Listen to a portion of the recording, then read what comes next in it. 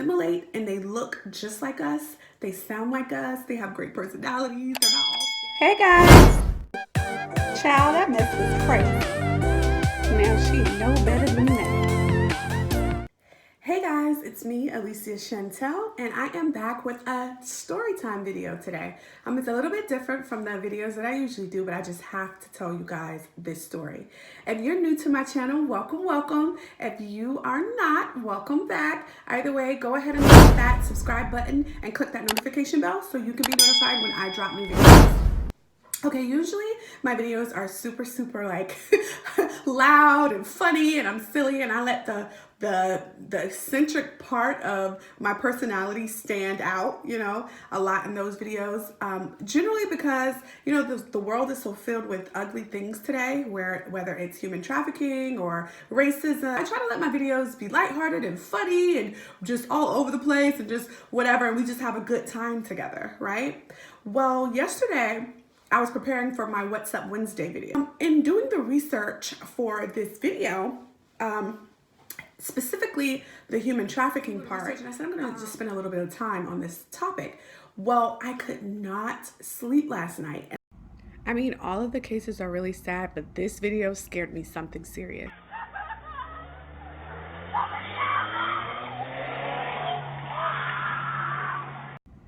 The police still haven't found Lee's, and this could be easily anyone I know and love. So I said I have to tell them this. Now, it wouldn't be me if I wasn't upfront and honest. I'm an open book half the time. Sometimes my book is too open.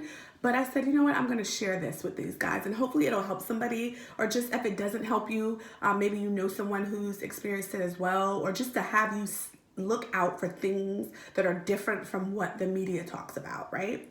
So the media has everybody looking for these white vans and, this type of person or whatever. And sometimes it does not look like that, okay? And I'm just letting you know that don't get so wrapped up or hyper vigilant about one, type of person or thing, and your guard is down for the little old lady that's like, oh, can you help me with my groceries? Now, I'm not saying the little old lady doesn't need help with her groceries. I'm just saying that if it's 7 o'clock at night and it's dark nowadays, that time, like you might not want to walk up in an old lady's house, But I say all that to say, I had this happen to me about 8 years ago. And just to give you a little bit of background on me, for those who do not know me personally, I know some of you know me personally, but for those who do not, this is the thing, right? I have been an intuitive my whole entire life. Ever since I could remember, things would happen. I just know things. I wouldn't say I am a psychic. No, not that type of thing. It's just sometimes I just know things and I can't pinpoint where or why. And it's not all things, it's not like I can see the answers on a test or the lottery numbers, but it's just like sometimes I feel it in my spirit and I know something, right? I've always been that way, right? But prior to being in birth work, I worked for the government for 16 years. I know black don't crack, right? I look much younger than I am. But I worked for the government for 16 years. I was an analyst, and that's what brought me to Washington, D.C. Being an intuitive, I have come across all sorts of people, right? All sorts of types of people.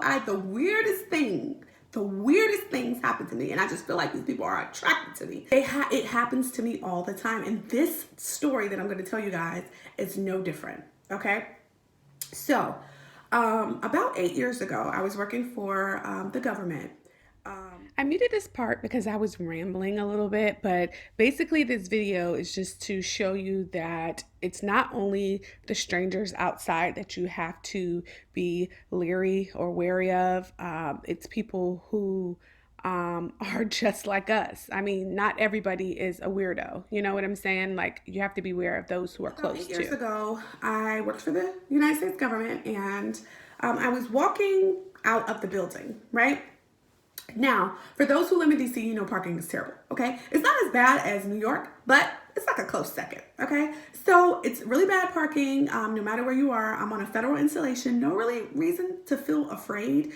It was, after work, so I'll say about 5 o'clock, not quite night, but it's getting there, and I was walking out to a parking lot that was probably about a 10-minute walk from the building where I work at. For those of you who have also been to DC, specifically women of color, you know that the girls are not as friendly. The homegrown girls are not as friendly. No, they are when you get to know them, but generally on first like contact, they're kind of like anti, right?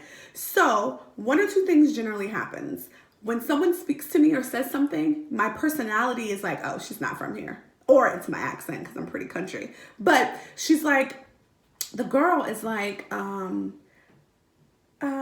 shoes are really nice. So I said, oh, thank you. I really appreciate that. Like that. So we were walking down, nothing weird about that. Okay, she gave me a compliment. Oh, that's cool. Oh, thank you. My shoes do look nice. I started walking extra cute afterwards. And, they're walking and she ends up in front of me.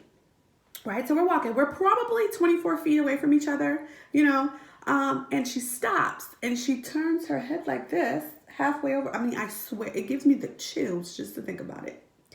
She turns her head like this and she says, have you ever heard of the Heavenly Mother? Like that. And I go, no. But I'm a God-fearing Christian woman, right? But I don't know it all. And my mom is a minister, but I'm like, oh, like, tell me more, right? Because I'm thinking, this friendly, nice Black woman, she's a sister girl. She has locks in her hair. She's, cute, like, and young and successful like me, like trustworthy, right? So I walked up to meet her, and she began to tell me about, all these verses in the Bible, and she would, show me some scriptures, and she would say these things, and it sounded strange, but I was like, well, I felt pretty much insecure, and this is why you have to seek knowledge for yourself, because I felt insecure about what I did know, and I knew I hadn't heard about what she had talked about, so that was kind of her way to get in, and so she invited me to she invited me to Bible study, and she was like, I'll call you, or whatever, what's your phone number? I give her my phone number, and we hug each other, and we walked our separate ways. I got in the car, I called my mom immediately, because I was so excited to meet another girl who looked like me, and, to share and talk about God with, and so I called my mom, and I was like, hey mom, and I often look to her, to explain spiritual things sometimes that I may not understand, And so when I call her, I'm like, hey girl, guess who I just met? And she's like, hold on, I gotta tell you about this training that I just took today.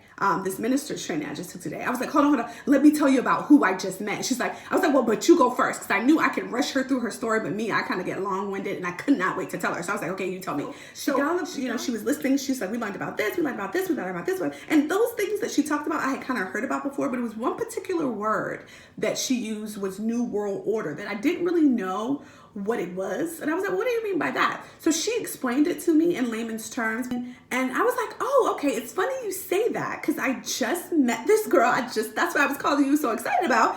This girl told me about, Heavenly Mother or whatever. And I had never heard of it. Have you heard of that? And I gave her the scripture that she referenced and all these things. And we talked about it. I said, she told me she wants to meet up for Bible study or something. And it's not like a church or anything, but they meet together every week and go over this stuff. And she was like, well, Alicia, like I wouldn't advise you to just go off with someone. I was like, but I met her at work. Like she has to be harmless, right? Like she's harmless, right? So fast forward, my mom comes to visit. My mom does not live in Washington, D.C. She comes to visit me with her and my aunties, and we're having fun and we're laughing and we're joking. And I hadn't seen the girl since I seen her that time. And, but she called me and I didn't answer, right? And she had been, she had been texting me about Bible study, and I had been like kind of brushing her off about it. And I didn't want to be mean, especially because we work in the same building. I didn't want it to be awkward, like when we saw each other or anything, or if our paths had to cross, because the government, although big, is very small, and you never know when you have to work with someone again. So I was kind of brushing her off about it. But my mom, when she was there, she called and I didn't answer. My mom grabbed my phone. She was like, look, let me text her. You don't have to be mean or anything, but Alicia, you will sugarcoat things and people don't get the message, right? So she texted her and she was like, hey, thank you so much for offering, but I'm actually studying my own scripture and my own Bible study at the moment, and I really don't want to, confuse the two. But, thank you. And I really appreciate it. So she said, which to this day, it freaks me out. I don't know why, but it just does. And like I said, I'm an intuitive, but she was like, no worries. I know you'll hear it again, and never talk to me again. I would see her. I know it seems lame, but it seemed like a threat. I'm trying to tell you guys. I would see her at work. She would never speak to me. She would never say anything. And like I said, I worked at a building, so it was huge, you know. But I would see her like once a month or something, like in the bathroom or like in the cafeteria at work or something. And she would never say anything to me. So I was like, well, I didn't want to make her mad, but okay, go on about my life. 3 years passed. I go work at another building in the government. I ended up coming back 3 years later to the same building. She's no longer there. I'm in a different job, different role, everything. And I meet this guy, right? I won't say his name because we're cool. He was telling me about his wife he was in love with her, absolutely in love with her. And he left to go overseas for a while, and she joined a cult, and he had no idea who she was, and she left him. They made her leave him. And I was like, oh, that's really sad. He never shared her name. He never said anything. I had no idea who it was. But that night, I was in Walmart. These guys at the front door, they stopped me. It was like, hey, can I stop you for a moment? And I was like, yeah, what's going on? And they're like, they're in front of the store. It's lit. Like, people are walking in and out. I felt no need to feel nervous or anything. And he said, have you ever heard of the Heavenly Mother? And when I say I had not heard it, I go to that Walmart all the time. I had not heard it for 3 years. No one said a word. The day this guy tells me about his wife, that day I heard something. So no big deal, go home, call my mom and tell her about it. I'm like, you can't believe what just happened to me. It's crazy, right? Go back to Walmart days later. So now I see them, right? They're in front of the store. When they say, hey, excuse me, I just keep walking now, right? So then I'm in the store and I'm looking for something. I'm buggy, and a girl stops me, and she's like, hey, do you know where, I know you don't work here, but do you know where the butter is? I stop, and she has a little girl with her. They're both Hispanic, and I'm like, oh, and the girl is young. The girl who stopped me, she's pretty young. I go, oh yeah, you could go over here. I said, sometimes this Walmart gets confusing, but no, it's actually over there, not like over there where they usually would be. They're over there. And she goes, oh, thank you so much. I really appreciate that. But what did I wanted to ask you, have you ever heard of the Heavenly Mother? And I go, you got to be kidding me. I go, no, thank you. And I walk away, right? So a little bit of time passes. It keeps happening. It's like in parking lots it happens, like whatever it's happening. They're trying to get me to this freaking Bible study. That's no address, no like places. Like, it's like, what is happening? I'm like, why do these people keep following me? It's impossible that I've gone 3 years and haven't heard anything about it. To all of a sudden, every time I'm in Walmart, whenever I'm at a store, wherever somebody is approaching me about it, but it freaks me out so bad. I just stopped going to those places. I started going far out of my way to get groceries, I started ordering on Amazon Fresh. Like, not Amazon Fresh, Peapod or whatever it's called. I started with Giant. I started just like only shopping online, it was just a bit much for me because I felt like it was something that was trying to get me. And I mean, I know it kind of sounds strange, but I lie to you not. I just felt like something was like pulling, tugging to get me to this place, right? The night I was tossing and turning, and I woke up and I said, oh my God, like that. And I was like, I call my friend, right? Because she knows the guy that I told you about that I worked with 3 years later, right? I call my friend and I'm like, I get on the phone. This is my phone. I'm like, girl. She's like, what? I was like, it's his wife. And she says, what? Because it's late at night. I'm like, it's his wife. And she's like, who? Who are you talking about? And I say, it's the guy and the girl that I told you about years ago. That's his wife. And she said, girl, you are lying. I said, I cannot wait to get to work to ask him. Like, I cannot wait because you have to be kidding me. She's like, girl, go to sleep. Bye. right? My friends don't be playing around with my shenanigans. See, they don't be believing me until it really happens, right? So I get to work that next day and I'm so nervous to ask him. So I took and I said, okay, I hope he doesn't get upset. I don't know like how to ask him. I'm just gonna ask him, right? And so, because he never said her name.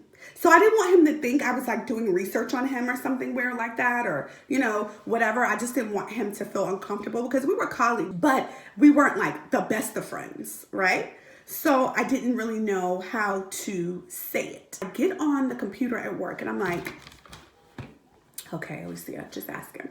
So I get and I'm like, hey, is your wife named such and such? And I wait. I'm like looking out the corner of my eye at him, like waiting for him to say something and waiting for him to see it. I'm like, I know, because I dreamt it. And I waited and I was like looking at him like, okay.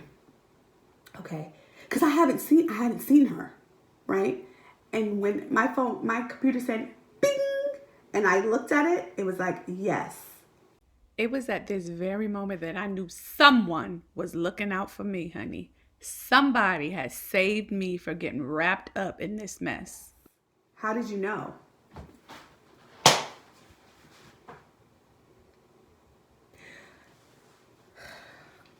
I was floored. I mean, I can't say that enough. 3 years later, that girl told me. I would hear it again. She said it. And I felt like she put some. Until now, people are saying that with the sex trade thing, but I've never had anyone approach me again after that. After when I say I was in there burning sage, I was like, Lord, look, I need you to protect me, okay? Because these people are after me, okay? I don't know what it was in that season of life I was in that just opened me up. And it was like, I mean, when I say constantly, guys, I mean constantly. And now that has been, it was like 4 years ago when all that happened, that I met him and, you know, and all that stuff happened and all that to now. And I've never heard about it again until now. And when I was doing my research, and somebody put that in the message and it was like, beware of this. I was like, instantly my eyes welled with tears and I got the chills because I'd be like, I know God saved me and protected me from something that was far darker and sinister than I was equipped to handle at the time. But I say all this to say is that person worked with me. That person, it's fully occult. We know that. Now, human trafficking comes in different forms. It's not just sex trade, or sometimes it's organ harvesting. Sometimes it's the sex trade. Sometimes it's work in modern day indentured servitude. It doesn't matter whether you're short, brown, white, fat, skinny. It doesn't matter. Okay. I'm just saying, beware. The people at work, the little man in the grocery store. Not everyone is evil. There are still amazing people in this world. But more importantly, just protect yourself and don't put yourself in unsafe situations. I had a friend who was given GHB by a bartender at a club who was working with someone else. Because we're taught so much to not watch, don't take a drink from anybody that you don't know. Don't leave your drink anywhere. This was a bartender. Watch them when they're making your drinks. Like, watch them like I watch like a hog. Don't go down there. Don't go down there and make my drink. Come over here. You got to tell them, like, if the alcohol that I want is down there, get my alcohol from right here. The stuff that they've been making everybody else's stuff with. Because he could have the guy or the girl or the person in the corner, you know, waiting and give him a signal like that one. And tell your stories. Because it may not be the same for everybody, okay? This one, if it helps one person, it matters. Because even if my story did not matter to some people and it was mumbo jumbo for some people, I am okay with that. But maybe just there's that one person that's going to that Bible study or planning. And it's like, oh, maybe I shouldn't go. Listen to yourself.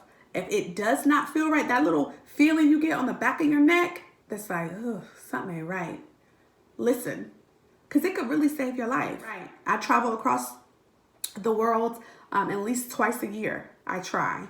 And as much fun as I'm having, I'm always on guard. I'm never sharing too much information with people.